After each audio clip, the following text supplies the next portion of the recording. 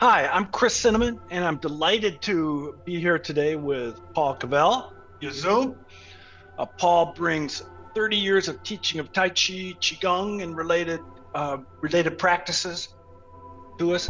He's a senior instructor in the energy arts system, one of three instructors only that is authorized by Master Bruce Francis to certify other instructors in the system. So he's helping carry the baton of that lineage. Paul's the author of two books: Tai Chi Space, How to Move in Tai Chi and Qigong, released in 2017. And in 2020, Heaven and Earth Qigong, Heal Your Body and Awaken Your Qi, Volume 1, co-authored with Master Bruce Francis. Paul's also the principal of the Tai Chi Space, offering in-person instruction in California and London, and also a number of self-paced online programs. This October, for the first time, Paul will be leading a workshop here in Chicago, here at Chicago Tai Chi. We're very excited about that. So, Paul, one focus of your teaching is Qigong. For those that might not be familiar, what is Qigong? Well, there's an easy answer and a more complex answer. But the easy answer is it's energy work. Qigong translates as energy work. And energy work means working with the qi of the body. So the purpose is to bypass the physical components, your muscles, your bones, and get to the qi that drives the body. But when I say bypass, it's not to leave behind or to ignore.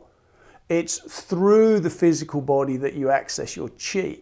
But a lot of people, when they're learning Qigong, they get stuck in the realm of, oh, what's my arm doing? What's my hand doing? Which way am I facing?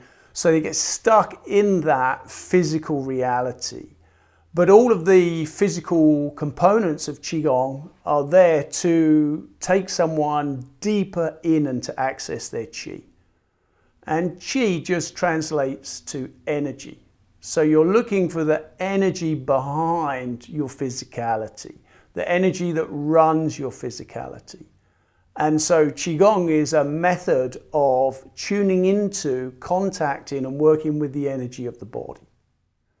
And Qigong is also an overarching principle of energy movement or energy work or energy development.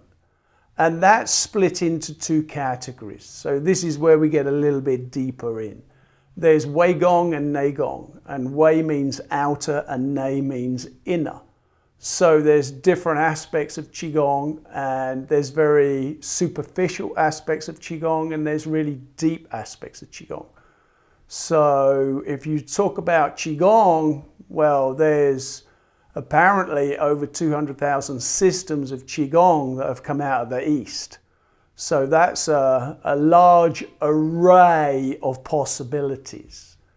And some of those Qigongs are, like I say, they're very superficial. They just work the muscles of the body and making the muscles of the body strong.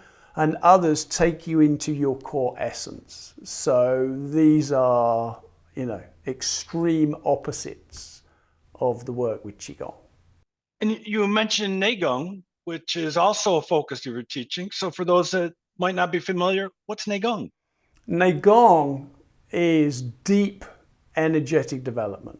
It's the deeper aspects of Qigong. And when you're discussing neigong, you're discussing the specific threads of developing the energies of the various systems of the body. Your cardiovascular system, digestive, your nervous system, lymphatic system, all the various systems of the body and all the subsections or subsystems of the body, all the way down to the cellular activity of the body. So neigong is a more in-depth, more precise, more focused form of Qigong in a way. So you mentioned neigong threads, and that's a metaphor I've heard you used often.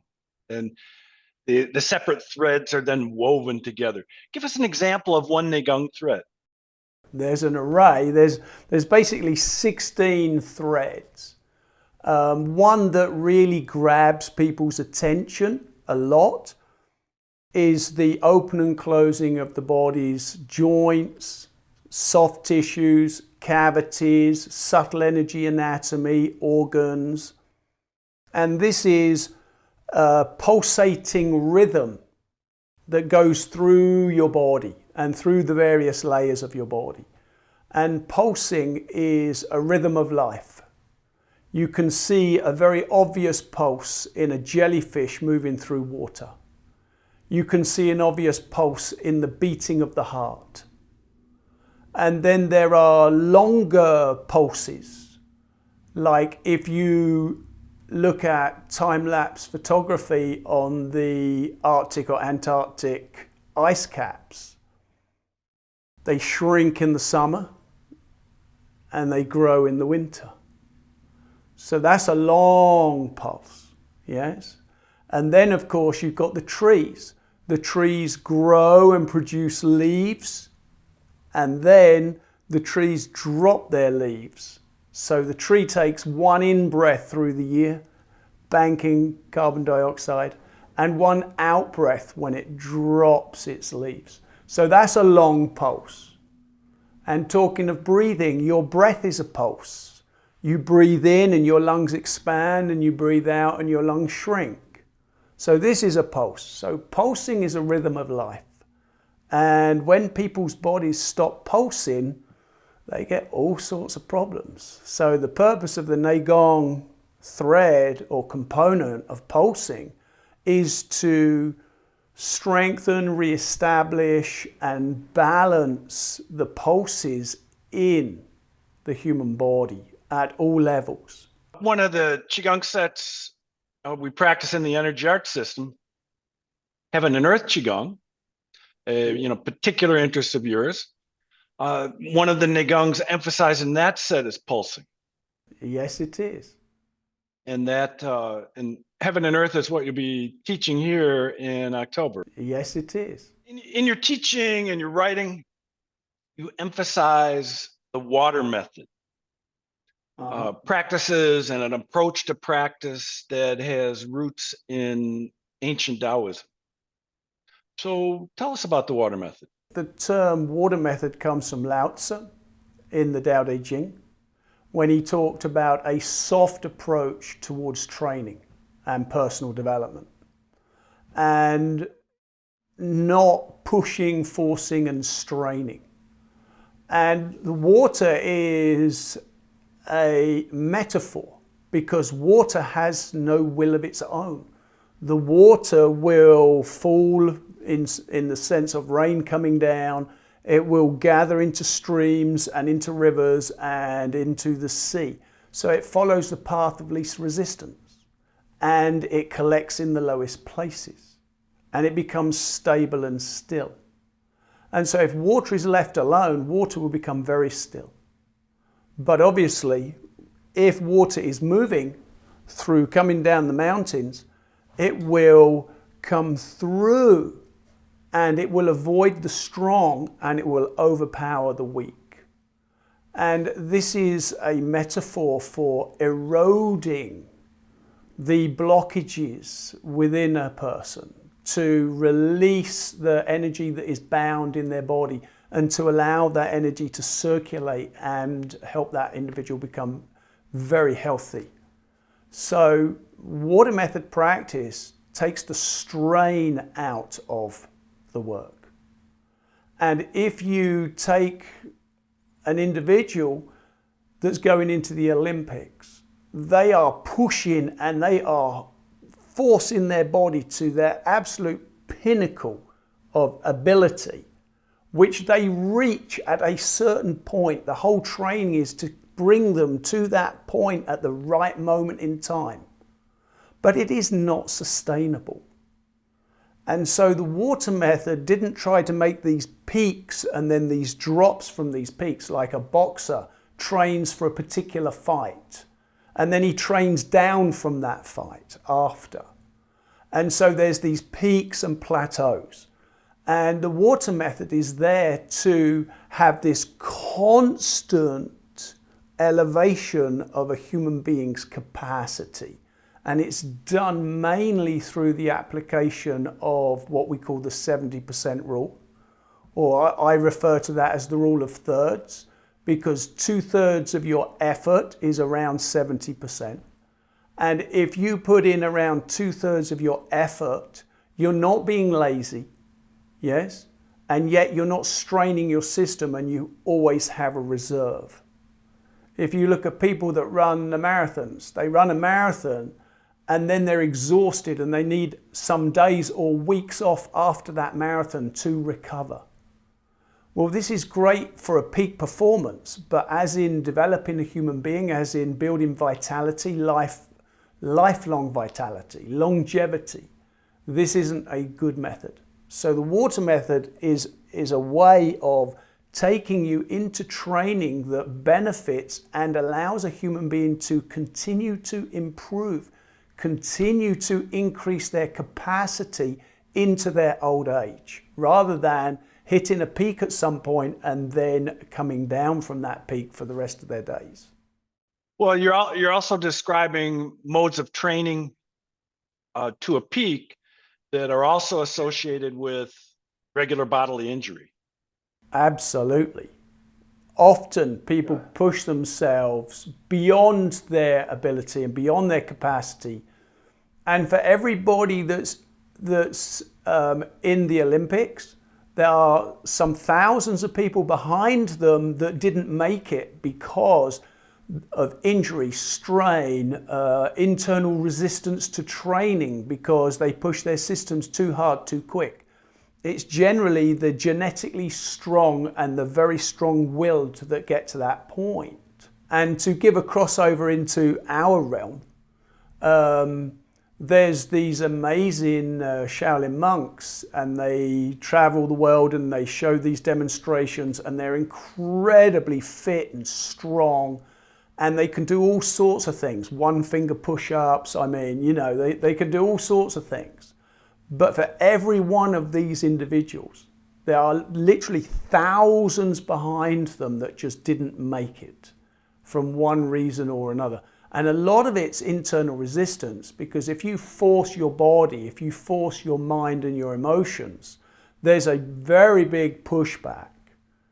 Yes? So I would say that internal resistance to training through force and push is probably number one, and number two is injury of why people don't get there. And if you're looking at that, I mean, what's the reason for your training? Yes? Is it to win a race, or is it to develop health and vitality? You know, and most of us are in, well, we'd like a little bit more longevity, and not only the longevity, but being healthy, aware, awake, and active through that. A wonderful term in exercise physiology is health span. So we have a lifespan and a health span, and the objective is to get the health span as close, the end of the health span, as close to the end of the lifespan as you can, so you have more years of functional movement in relatively pain-free existence. Mm-hmm. Interesting. Yeah, and your discussion of the water method certainly aligns with that. Yeah, the water method's trying to bring those two things to increase together. Yes? So you become healthier. And you see this because there's quite a lot of old Chinese people that have done Tai Chi or Qigong for their lifespan. And they're in their 80s, their 90s, 100. They're still alive. They can still produce raw physical power. They do push hands with young men and throw them around. Yes? And you don't often see people in the external martial arts or Western sports in their 80s, 90s, or 100s having that kind of fitness, awareness, and presence. Great examples. I'd like to turn now to another theme in your teaching. One way we could describe Tai Chi and Qigong movement is smooth, flowing movement. And people see Tai Chi and they see that external quality to it, and also in a number of types of Qigong. In your teaching, you emphasize structure first and then flow. Talk to us about that. These are the two aspects, yeah, the structure, the container, and then the flow and the Qi work. And if you have one or the other, you don't really have Qigong, right? Because if you have the structure but no flow, then it's just mechanical. If you have the flow but there's no container for it, well, then you could develop Qi, but you leak it. So if you think of a heating system that uses water, that heats water and sends the water around to the radiators that then put heat into the room. If those pipes are not connected up and sealed, when you turn on the flow of water, it just leaks everywhere. The structure is there to contain the internal work and the Qi development. And if you don't have the structure, then the Qi development will not really be gathered and contained within the body. Now, if you start with the structure and the focus on the specific components of how the body turns, where it turns from, what the alignments of the body are, how to initiate the stretches to within 70% of your capacity, and all of these things, you start to circulate blood and Qi from the get-go. It may not be the main event at that level of the practice, but it will initiate blood and Qi circulation, which will slowly grow and develop your Qi. And therefore, you get benefit from that from the very beginning. Now let's go to this side of the fence again. Let's say you start to develop a sensitivity to Qi and you start to move some Qi through your system, but you have no structure. Well, you don't have a systematic way to open up the depths of the body because your mind subconsciously will avoid the stuck places in the body. So it will never open those up and you will never develop all the way through to the core. And you can see this with people. If a man drops his keys from his right hand and he turns and he picks it up with his left hand, why did he do that? He wasn't conscious of turning. He just picked it up with his left hand because he has a sticky right hip and he knows that when he bends down to the right, it's uncomfortable for his body. So he automatically switches to the left side and picks it up, right? And we're doing this 24/7. How we sleep, how we move, we're avoiding all of these unconscious blockages in our body. When you have a systematic method and you balance everything left and right, first in the structure and then in the movement, you dredge up these stagnancies and these blockages and these stuck places in the body. And as you open those up smoothly and slowly over time, your Qi will develop stronger and stronger. Yes? So these are some of the reasons why I emphasize structure first. But there are times that I emphasize flow first. For instance, if we are going into a specific Qi practice, like with Dragon and Tiger's use of the etheric field, I will emphasize the flow first and the structure second, because that's how that specific Qigong is developed. Yes? Whereas the deeper neigong is structure and then flow. Paul, you mentioned Dragon and Tiger Qigong. For those that might not be familiar with Dragon and Tiger Qigong, can you give us an overview of what that's about? Sure. Dragon and Tiger is an outer meridian medical Qigong system. So it affects the Wei Qi of the body, and the Wei Qi and the etheric field generate your buffer to the world to prevent negative energies, and it also diminishes the effect of pathogens coming into your system. So it's all about developing this outer layer of qi and creating a strong buffer zone to the environment.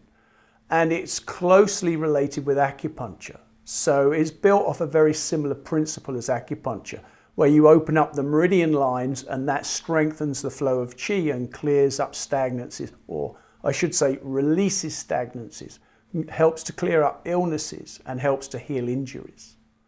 So this is the basic look at a dragon and tiger as an outer meridian, medical qigong. Paul, let's jump to your books. So your first book, The Tai Chi Space, How to Move in Tai Chi and Qigong, is, I love this book for many reasons, including the chapters are very short.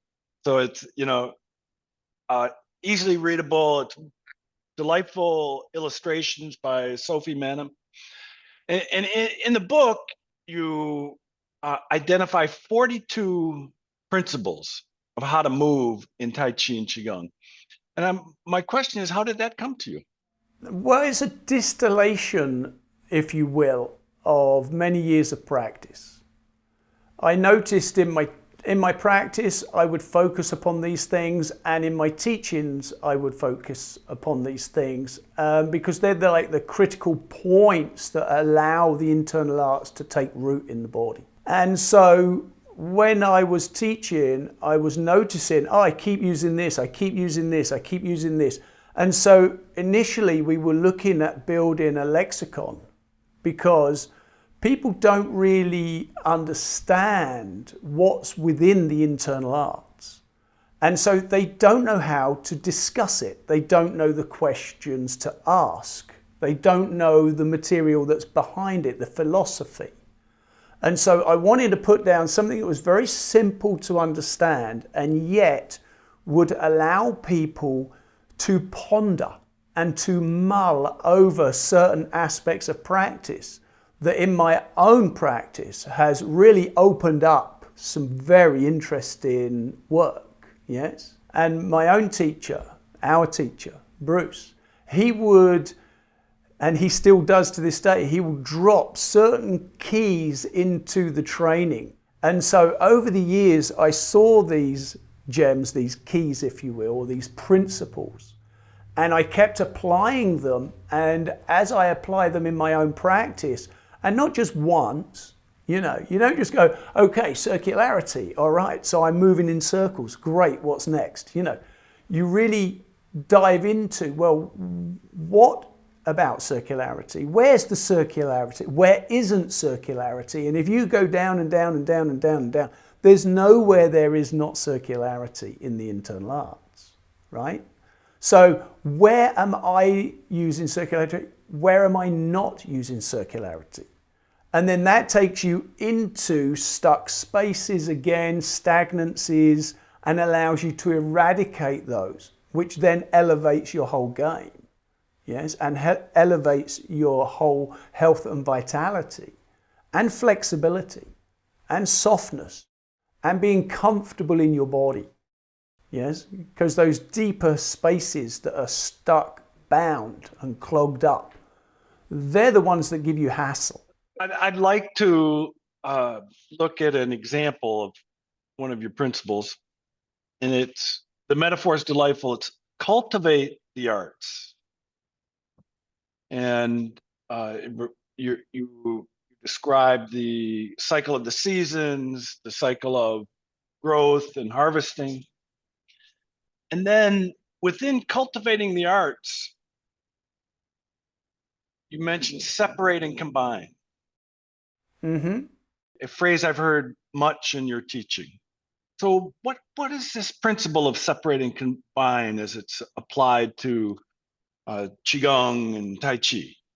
Separate and combine is not unique to Qigong and Tai Chi, but not many people actually use it in their daily lives. Yes, if you're an engineer, all you do is separate and combine. You take that machine to pieces, you see what's broken, you fix that piece, you upgrade that piece, you put it back together. It works better, maybe, maybe not, but you run the experiment. If it does, you keep going down that road. I mean, this is how all the Formula One racing cars are built. They rebuild the car, they put it on the track, they get a 1/10 of a second off the lap, and they're like, oh, we're onto something here. And they keep going and keep going and keep going. And it's insane where they've got to. And a lot of that eventually finds its way into the cars that everybody drives on a daily basis. It is the foundation of development for the motor vehicle. Okay, so this is one example. So when we do separate and combine in the internal arts, we take it down to the nuts and the bolts. So again, we're looking at this, developing the structure, yes?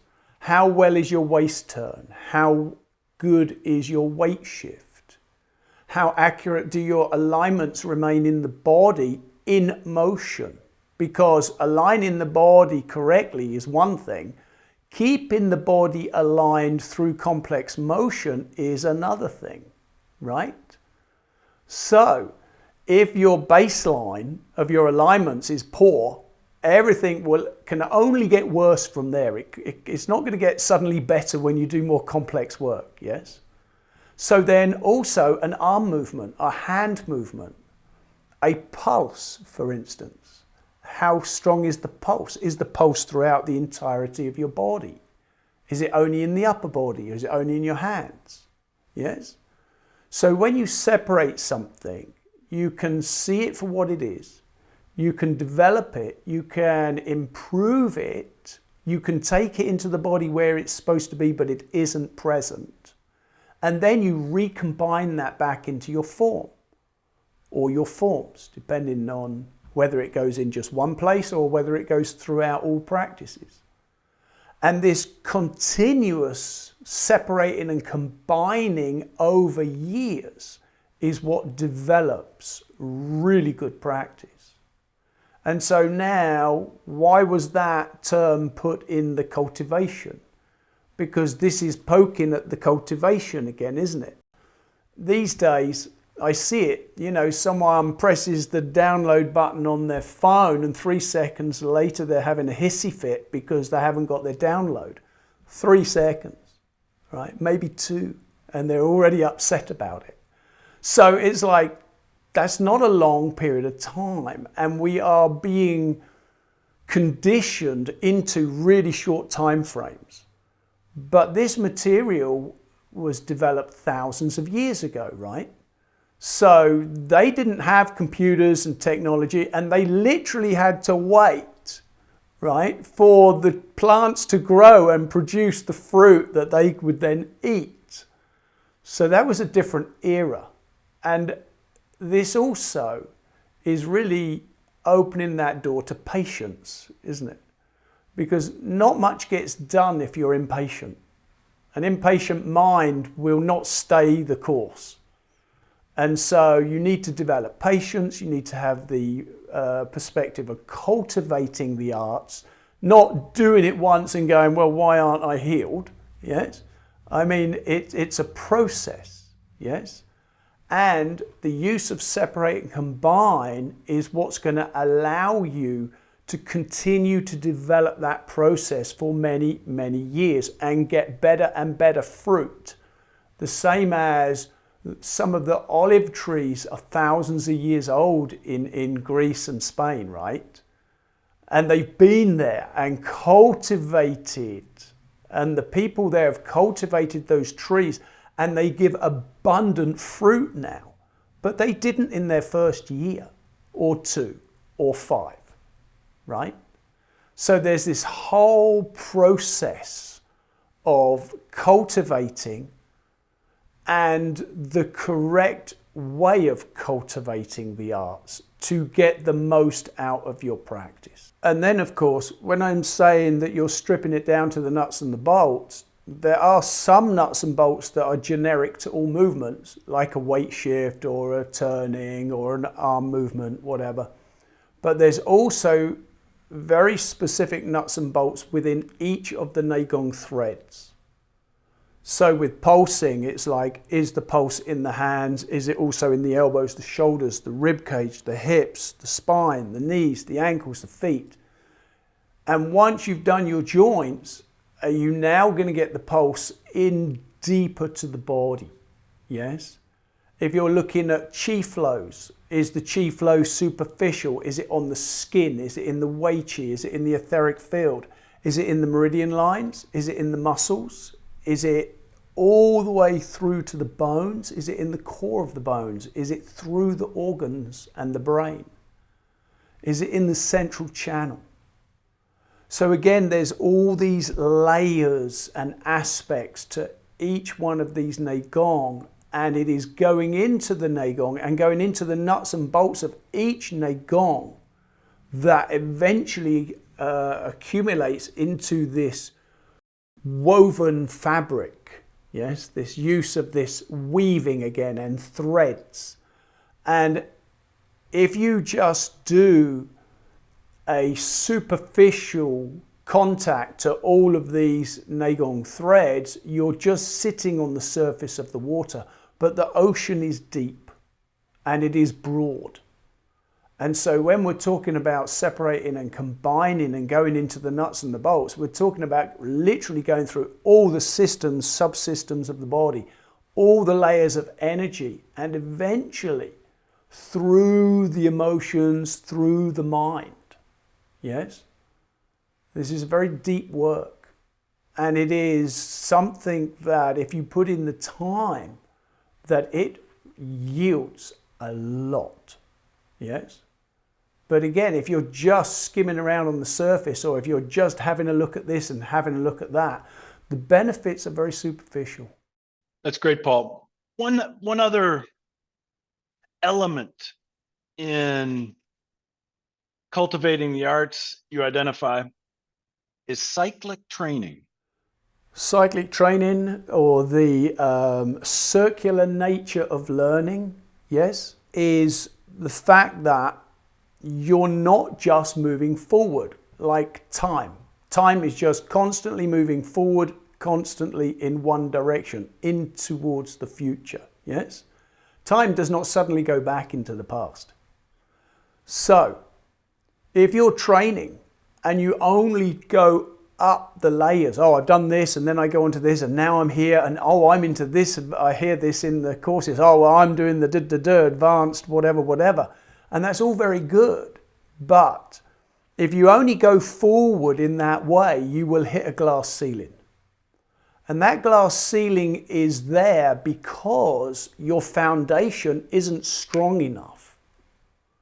So if you're building a pyramid and you want the capstone to touch the heavens, the base has to be so wide and so deep for that pyramid to reach the heavens. Okay? So rather than climbing a ladder, which is very unstable, you're building that pyramid. And if you were to just stay in the bottom layer of the practice, always, you don't stretch yourself. You don't discover new aspects. You don't bring some excitement and interest to the practice. So you need to do the base material, but then you also need to move forward into the more advanced material to the point where you feel, oh, I'm losing the thread here. You know, it's really not working for me. And then you loop back to the beginning again and you go through that. Now, every time you go through this loop and you come back to the beginning, you have the opportunity to eradicate what is holding you back, whether it's a stuck place in the body or whether it's an aspect of the neigong that's not alive in your body or whatever. And as you improve those aspects, the foundation gets stronger, and that allows you then to move into more advanced material. But again, you don't just go forward again, you come back again and again. And so as you keep going through this loop, it's not a circle, it's a spiral. And as you come back to the beginning of that circle, you've gone that little deeper into your body. And so it shows up some more material that needs your focus. So for me, both as a practitioner and as a teacher, I've been through this. At some point, I can't remember now, a couple of decades back, I made the decision, I'm not just going to move forward into more interesting material, and then skip to another subject because it's new and exciting. Yes, I was going to go into more depth. And I thought when I made this shift in my teachings, rather than doing 1 or 2 seminars in this subject and then going to another subject and doing 1 or 2 seminars, because that's skipping around and then continuously changing what you're working on is very helpful for getting people interested in the work and bringing people into the classroom. But it doesn't do that much for developing this material in its depth. So I made the choice to, no, I'm going to go into each aspect a lot deeper, take more time. And I did 15 one-day seminars on Dragon and Tiger. And I was surprised, 2 things happened. One, the bulk of the people stayed with it because they had familiar ground, they were developing the work, and they were getting better results, even though I was recycling through the same material again and again and just adding pieces that would, take it the next step in the game. When I did that, I had this whole thing. About 50 or 70% of the next seminar was review and deepening the previous work, and only 30 to 50% was new. And the class size doubled. So that showed me 2 things. The people were getting more from it and they were more willing to engage. And so I've been on that track since. So when I teach, I go into the depths of something rather than the breadths, because it's the breadth that makes it interesting and exciting, because it's the new. Yes? So going into the depth and spiraling into these basic components is really what sets the foundation, and it's really what allows a practitioner to grow, develop, and reach a higher place. And there's a parallel here. It's like the 70% rule. If I do to 70% of what I can do today, it's nowhere near what I could do if I went to 100% in a particular practice. But if I go to 100%, I build a glass ceiling and I stay there. And if I go to 70%, over time, that 70% range increases and goes past that 100% of what I can do today. Yes? And I'm also building my reserves, staying within my 70% of effort. So that's building my longevity as I'm going down the road. And if you don't keep going back to the beginning, again, you hit that glass ceiling because you're just moving into more advanced material and eventually you can't hold it. You're just not prepared for it. So you describe evolution in your teaching and also in your own practice. So in your personal practice, what's your favorite? I would say that shifts and changes and morphs. So let me put it to you like this. I do a lot of different practices and I do a lot of different neigong within those practices. So in a single day, I cannot practice everything. That would be mental. 24 hours isn't enough. Okay? So therefore, well, what do I practice? So I focus on something for a period of time. And these periods are like maybe 3 months, maybe 6 months, 9 months, a year, sometimes 2 years if it's a long cycle, if it's got real depth to it and I need a long cycle. So I'll focus on a particular practice for a period of time. And then I'll do other practices a little bit just to keep them like on the back burner. You know, you boil, the potatoes are now boiling, you put that on the small heat on the back and then you put something else on the front and now you get the curry going, okay, good. So you put something on the back burner and something's in the forefront of your mind with your practice. You're practicing that for a period of time.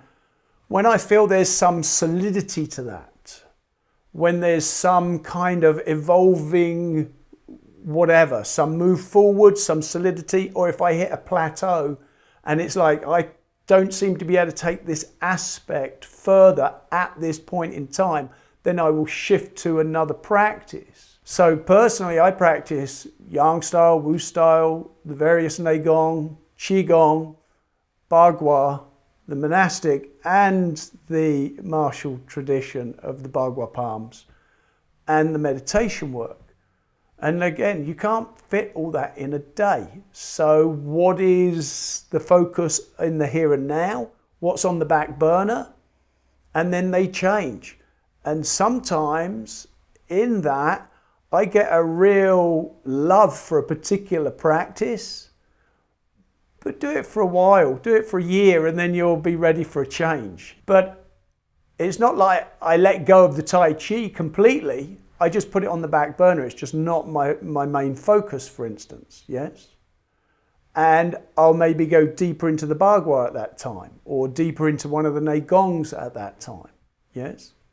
But I generally have some neigong, some Tai Chi or bagua, and some meditation in a practice day. This is how I personally choose to develop it. It's very personal. But if you don't drill down into things and you just do this today and that tomorrow, again, there's no development. Yes, there's no development. And the different aspects of the practice deliver different results. And so if you're doing a practice that will yield a specific result that you need, you find a love for that because there is a real connection and there's a real result from it. Yes? If it's a health issue, for instance, and you can overcome that health issue with that practice, once you've overcome that health issue, maybe your time is now better spent over here. Because in our system, as you know, it's integrated. So you'll find a lot of the basic neigong in all the various practices. I'll give you one small personal experience. I practiced this material while I was rebuilding a house in France, and it was made out of granite, and there were hundreds of tons of granite in that building, and we took a massive chunk of that building down and rebuilt it because it needed it. It was going to fall down if we didn't, right? And so I built up a little bit of tension in my shoulders. And I remember going on retreat and my arms in Heaven and Earth didn't want to go up in the air. And I'm like, oh, this is all this physical work I've done, yes? And I did a week of Bend the Bow. And then I went and practiced Heaven and Earth and my arms just went up in the air. And I was like, oh, that tension dissipated. So this other practice released that tension that particular practice didn't get to. And yet that practice affected my Heaven and Earth in a real positive way. And of course, Heaven and Earth is a precursor to Bend the Bow. So whatever you do here benefits the Bend the Bow. And so these aspects just cycle into each other. They fold into each other. That doesn't happen in an unintegrated method. Yeah, that's great, Paul.